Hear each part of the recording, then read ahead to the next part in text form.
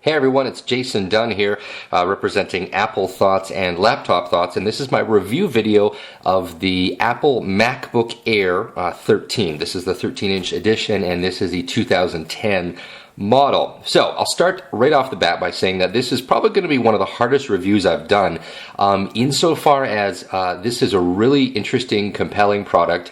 It has some pros, it has some cons. As I mentioned in my unboxing video, I purchased this product, but as of today I'm actually going to be returning it because I don't think this is the right product for me, and I'm going to try to explain why that is in this video and explain some of the things that you should keep in mind if you're interested in purchasing this product. And this may be a two-parter, so let's get underway. Now, as you can tell here, here's the MacBook Air. Right off the top, I guess for this part of the review, we should just talk about the physicality of this particular product. It's gorgeous. It's beautiful. I mean, it is thin. It's light.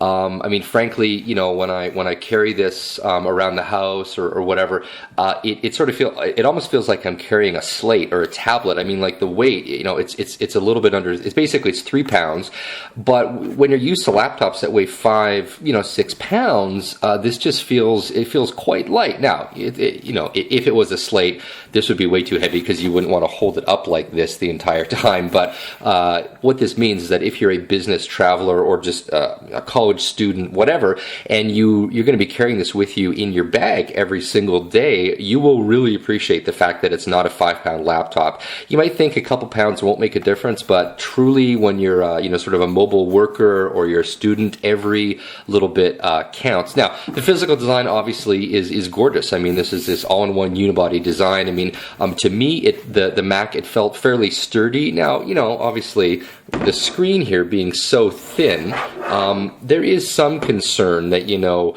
if something hit this, it would damage the screen because there's no real room for, you know, flex in the case. But, you know, I think that's a concern with any laptop, because a lot of laptops nowadays have really thin top portions on the screen.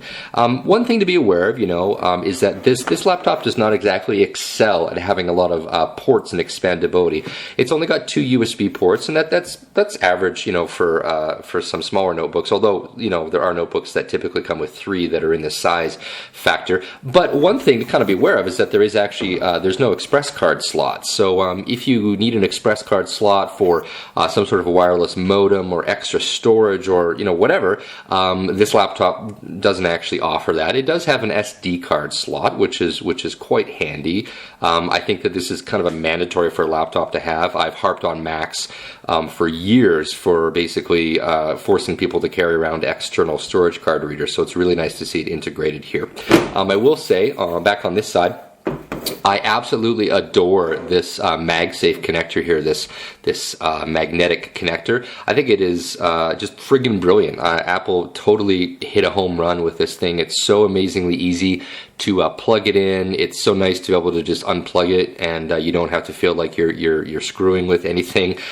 Really good job here. So, one of the really impressive things about the MacBook Air, and you know, there's about 10,000 videos on YouTube showing this, but figured in my review video I might as well show it. So what I'm going to do here is I'm going to boot it up, and this is booting up into OS 10, and you can see for yourself, but effectively this thing's going to boot in like kind of 13-14 seconds, and it basically becomes usable and connected to Wi-Fi in about 15 seconds, you know. So I've booted up here, and I can you know, immediately launch Safari, and, you know, bam, I'm online. I'll bump up the screen brightness here. So yeah, in terms of speed of boot, and that of course was coming from a complete power off. You'll see here that if I close it, the Apple logo is not lit. I'll open it up, and basically as soon as the lid is all the way open, it is completely resumed. That's really impressive. You know, let's be honest with ourselves here. A lot of laptops will take 2, 3, 4 times as longer to do that, and we're an impatient people in our modern day and age, and it's pretty impressive to have a device that just, you know, feels like it's instantaneous. Those of us that are used to, you know, using smartphones, we're used to having that kind of instant power on experience, and I think Apple's done a good job here. Yeah, now, I'm not going to talk about OS 10 in this video because frankly that's not really the purpose of this video. I'm reviewing the MacBook Air from a hardware perspective. So one of the big things about this particular laptop is the battery life. And one of the things about the battery life is effectively, kind of like from here to here, this is mostly battery. You know, the actual computer is sort of just in about 1/3 of the space up top here. So Apple did a really interesting job sort of redesigning the guts of how basically how laptops are made in a way to try to maximize the battery life. So let me give you an example of what this battery life will kind of give you. In my my Lord of the Rings test, so here's the file you can see on the desktop here. My Lord of the Rings test, I play back the 2-hour and 51-minute version of the Lord of the Rings Extended Edition, okay, and I play it back with Wi-Fi turned off, volume muted, and 100% screen brightness. So other than the volume being muted, you know, let's face it, I don't want to listen to Lord of the Rings over and over and over again. This is a really demanding test. I mean, 100% screen brightness, and the screen by far is the thing that sucks up the biggest amount of battery life on your laptop. So at 100% screen brightness, it's a really brutal test, and here's what's interesting. The MacBook Air running on OS 10, okay, at maximum brightness had 26%, no, sorry, I'm screwing this up. It had 36% of its battery life remaining. So it played through the whole video, 2 hours and 51 minutes, and still had 36% of its battery life remaining. To give you a bit of comparison, the Dell Vostro V13 could only make it through 2 hours and 46 minutes, and then it shut down with 5% battery life remaining, so it couldn't even complete the video. Now, to be fair, however, this MacBook Air has a 50 watt-hour battery in it. Apple put a lot of battery in this little chassis. That Dell Vostro V13 only has a 30 watt-hour battery, so it has a much, much smaller battery. I mean, nearly half as small. So, but no matter how you slice it, this is impressive battery life. Here's what's kind of interesting. The same test, okay, done under Windows 7, okay, exactly the same test. It played through the whole video, 2 hours and 51 minutes. It had 26% battery life remaining. So there's actually a 10% difference between OS 10 and Windows 7. Why is that? Driver optimization, you know, processes running in the background, who knows? Someone smarter than I would have to figure it out. But it is, you know, you could say that on this exact product, OS 10 gives you a 10% battery life benefit over using Windows 7. That kind of pains me a little bit because I'm a huge fan of Windows 7, but I think that means that Microsoft has a bit of work to do in terms of optimizing their operating system for being more battery friendly. Now, here's what else is kind of interesting. The screen goes from being very bright, so this is turned up all the way right now. There's 15 brightness settings. I can turn it all the way down to 1, and you can see that that's actually really, really dim. If you, let's say you were watching this on like a plane and it was dark, and you could get away with this level of screen brightness on a plane and it was dark. That's 1 of 15. If you were to do the Lord of the Rings test on this screen brightness, you could get through the whole thing and still have 56% battery life remaining. So that means the difference between the screen being on 1 of 15 and the screen being on 15 of 15 is actually a 20% battery life difference. So if you've ever wondered how you can eke out more battery life, turn down the screen brightness. So that is really important right there. Now, what I'm going to show you, I'm actually going to reboot in Windows 7 because that's where I did, you know, a bunch of my benchmarks, and that's where I spent a lot of my time in terms of, you know, actually using this product. So I'm going to restart it in Windows 7. Now, it boots up in Windows 7 in something like, let me see here, an average of 32 seconds. Yeah, so in terms of comparing the boot times, OS 10 boots up in an average of 13 seconds and it shuts down in an average of 2 seconds. Windows 7 boots up in an average of 32 seconds and shuts down in an average of 5 seconds. So, you know, clearly Apple has done some pretty impressive optimizations in terms of OS 10 and this hardware to get that really, really impressive, boot time. Here's something else that's kind of interesting, and this is getting pretty geeky. This is getting pretty hardcore. I'm just going to enter in my Windows password here so you can look at this white piece of paper while I enter my password. Okay, so now I'm logging in here. Here is what is interesting. the Lord of the Rings battery test, okay, I'm playing back that file. It is an MPEG-4 H.264 video file encoded at basically 2 megabits per second. So in terms of standard quality resolution, relatively high data, right? Here's what's intriguing. Under Windows 7, okay, playback of that video only used up 2% of the CPU, okay? Under OS 10, it used up 14% of the CPU. So that means that Windows 7 is 7 times more efficient when it comes to leveraging the graphics processor. So this thing has a GeForce, I think it's a 330 graphics processor inside of it. And why that's interesting is that even though Windows 7 is 7 times more efficient at using the GPU in terms of playback, it's still got 10% worse battery life. So yeah. Pretty interesting, right? Pretty interesting. Now, let's talk about space. I got the 256 gig SSD drive, okay? There's a partitioning tool that allows you to break up the hard drive, or the SSD rather, into 2 different partitions, okay? Windows 7 fully patched and fully updated using with nothing else installed. So this is a bare bone installation with absolutely nothing but the basic drivers installed and Windows Update had been run. It uses up 18.3 gigabytes. Okay, so that'll give you a little bit of a benchmark in terms of, what SSD size do I need.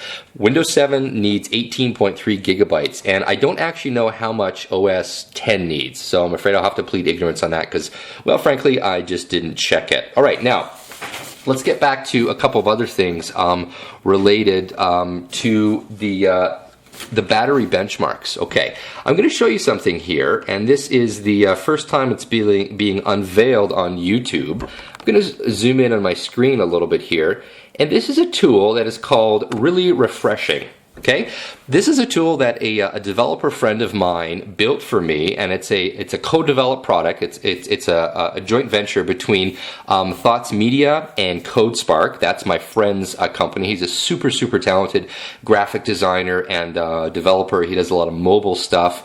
Check out CodeSpark.com if you're interested in hiring him. He is a super nice guy, super talented guy. Here's Really Refreshing. Okay, what I wanted a battery life test that would actually allow me to effectively test the battery life of laptops that are surfing the web without me having to sit there and click on links, right?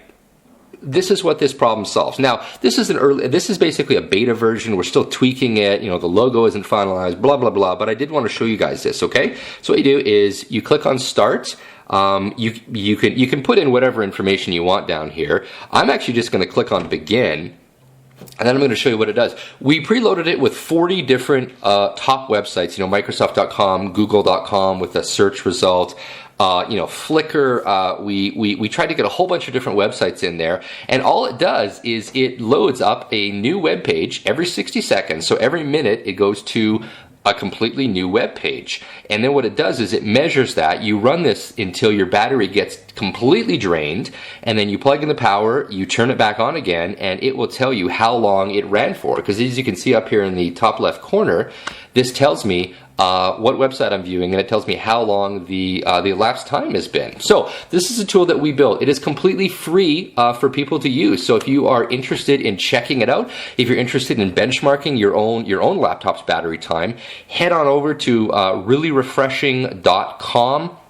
Free service. If you appreciate it, if you like it, you can donate a couple bucks via PayPal. But really, we just wanted to kind of put this out to the world to let people use it. Yeah. Now, the reason why I'm telling you about Really Refreshing is that I wanted to tell you about the battery life that the MacBook Air actually got. So this is what I consider to be a fairly real world web surfing test, because it loads content heavy pages, all right, and it also loads pages that have flash and video and etc. etc. It doesn't automatically play those things, of course, but this was basically the most real world scenario that we could come up with in terms of it just sort of replicating what people are actually doing. So here's what is quite interesting. On the MacBook Air, okay, using Google Chrome, and so this is the browser I have right here, with the brightness set at 53%. Okay, that's 8 out of 15 notches, so it's effectively at half full brightness. The MacBook Air on OS 10, okay, lasted for. I'm actually just gonna access some information here so I can give you the most accurate test results. So yeah, so the MacBook Air on OS 10 using Chrome, where is that result here? Oh, here we go. MacBook Air using Chrome ran for 7 hours and 21 minutes, okay? 7 hours and 21 minutes. I'm just going to repeat that again. That is a really, really impressive number, okay? The MacBook Air on Windows running the same test. Where is it here? MacBook Air on Chrome. Okay, actually, no, you know what? I'm going to have to plead ignorance. I don't think I loaded up that particular one here. But just to give you a bit of a comparison, the MacBook Air running, let's see here, Internet Explorer. Okay, so IE8 on Windows, it was only able to manage 4 hours and 15 minutes. So that obviously is a really, really big difference. I can't test IE8 on OS 10. This is getting kind of confusing and complicated. I apologize for that. The whole point, though, and the point I wanted to make is that in all tests, sadly, OS 10 is better at battery kind of conservation when you're web browsing versus Windows 7. And the other takeaway from this, and I'm going to do a completely separate video about this, or a completely separate article over on Laptop Thoughts or maybe Apple Thoughts, is that depending on which browser you use, it really honestly does make a difference in terms of battery life. So that's really all I'm going to go into that about right now, although I will say that the Dell Vostro V13 using Chrome ran 3 hours and 31 minutes, okay? And then, as you can, basically based on the numbers before, the MacBook Air is able to get sufficiently better battery life. But again, the MacBook Air has a 50 watt-hour battery, and the V13 only has a 30 watt-hour battery. Okay, enough about battery life. Let's get into performance numbers, okay? I'm going to load up the PC Mark performance numbers. Of course, is it going to let me load up the results here? Let me just check and see. Okay, here we go. Now, I'm going to zoom in here so you can check this out. So these are the PC Mark. There we go. These are the PC Mark scores for the MacBook Air under Windows. Obviously, PC Mark doesn't run under OS 10 as far as I know. The overall score was 5,821 PC Marks, which is quite high ranking. The gaming score was 6,114. So the GeForce 330 GPU does quite a good job. The big thing, though, is the hard drive score. I mean, look at this thing, 18,610. That is a kick-ass score. I mean, it is a really, really good score. So overall, this thing is quite fast and quite zippy. So compared to a lot of other laptops on the market, this version really, really delivers, the speed. It is a quite a fast laptop. Now, I want to point out something else in terms of the performance. I'm a big fan of Lightroom, okay? I use Lightroom to edit my photos. I installed the Lightroom trial here, and basically, one of the reasons that I'm returning the MacBook Air, and this may be a bit controversial, is that for me, I didn't actually find the performance of Lightroom. Oh, it's downloading an update here. I didn't actually find the performance of Lightroom to be as zippy as I wanted to. Okay, now it's not bad by any stretch of the imagination, but when I click over to the next raw file here, watch how long that loading stays up for. Okay, it's probably like 5-6 seconds. For me, when I'm going through thousands of photos, my preference is to have that disappear faster, okay? Now again, for a lot of people, this isn't going to be an issue, but for me and my needs, if I'm going to spend, you know, like $1,800 on a computer, it is super important that I have absolutely no complaints about the performance of that computer. So to some of you that may seem really minor, but again, it's my $2,100 that I spent. That's how much it was for the MacBook Air plus the Apple Care package. So for me, for that amount of money, that doesn't quite measure up. So yeah, I'll just kind of leave it at that. Now, I want to point out something else that was kind of interesting. I used Power Director, and Power Director is a video editing program that leverages the GPU to help speed up rendering. And here's what's kind of cool. With my test file, okay, if I turn off the GPU rendering and I just use the CPU, it took 2 minutes and 19 seconds to render that video. If I turn on the GPU, I get it done in 1 minute. So it's basically 119% faster at rendering video if you're using an application that leverages the GPU. And that's important because, to my knowledge, iMovie on OS X, it actually doesn't leverage the GPU. It's just purely a CPU-based program in terms of the output. Now, I might be wrong, feel free to correct me if I am, but I mean, I think this really shows you how important it is to have an application that leverages the GPU. Let me move over here, and I'm going to actually load up the HD Tune benchmark. So if you are a sort of like a stats geek and you want to understand how fast the SSD is on this thing, it's not quite as fast as like a high-end SSD, but it is a lot faster than like a low-end SSD. So the minimum access speed was 105.4 megabytes per second. Maximum speed was 193 megabytes per second, and the average was 126. The access time was only 0.3 milliseconds. What does that mean? By having an SSD, you're getting really significant speed boosts, and so everything that you do, pretty much, you know, from day-to-day tasks to applications, is going to be really nice and really snappy. So yeah, so we talked about the SSD performance. I think I've beaten the battery life thing to death. The short version is that the battery life on this is quite good, you know, especially for the size and weight. That's really important. The ProShow encoding test, I guess I can zoom in and show you guys that. The ProShow encoding test is basically just a 1080p video file that I render, and I see how quickly it can render that, and it did the encoding in 4 minutes and 6 seconds. Now, this is one example, again, where for some people, they really don't care because they don't work, you know, with video. They're not going to use it for rendering videos or outputting photos. But for me, this was something that, again, kind of weighed into my decision into whether or not to keep this particular product. This took 4 minutes and 6 seconds.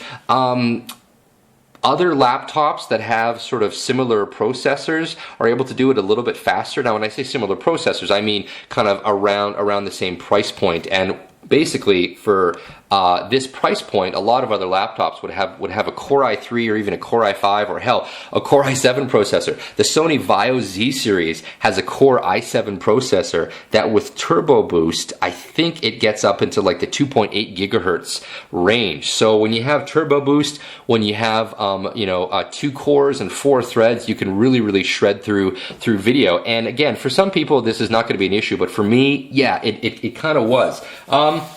So I think that's basically about it. Let me talk about some of the things that I really like about the MacBook Air, okay? The screen is absolutely positively gorgeous. This is a high quality LCD panel, 1440 by 900 resolution. It's crisp, it's clear, it's a little bit glossy, but it's not too glossy. I think Apple did a kick-ass design decision on this screen. It is beautiful. I wish other laptop OEMs would put screens this nice into their laptops.